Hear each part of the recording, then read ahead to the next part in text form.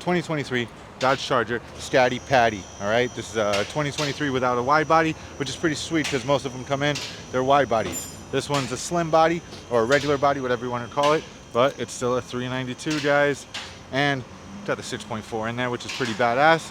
Gray on gray, got the gray wheels, gray paint job. And we just did a mid-muffler delete, which is the most common upgrade on these Chargers. If you're just looking for some noise, do a mid-muffler delete on it. Sounds sweet, can't go wrong with it. Everybody around America is chopping off the rear mufflers, and it makes it sound sweet. So if you got 392, Hellcat, RT, mid-muffler delete is a sweet upgrade. Very quick, very cost efficient, and it works, especially on a car like this, an American muscle car.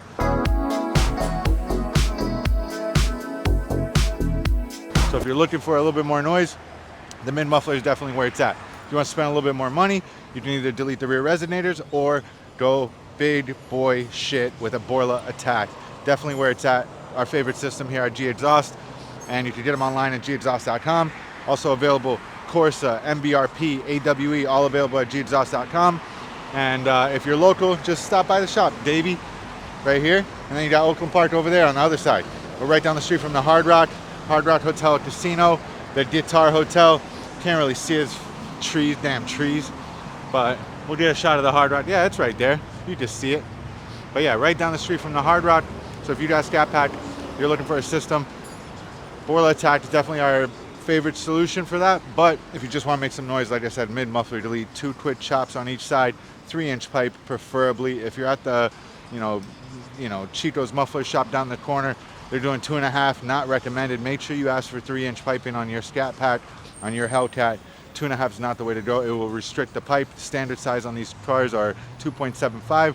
So if you go down to 2.5, it restricts it. If you go 3-inch, it goes over and over, and you get better flow and efficiency. So highly recommend you ask your muffler shop to do it in 3-inch. Besides that, this car's a little customized. It got some cool lights right here. I don't know if you can see it. Boom, sick. Then you have an all black interior, black steering wheel, black suede seats, black on black on black, with the green trim everywhere. Got the green paddle shifters, pretty badass. I'm gonna crank it, rev it for you guys so you hear what a mid-muffler delete sounds like on a 392, guys.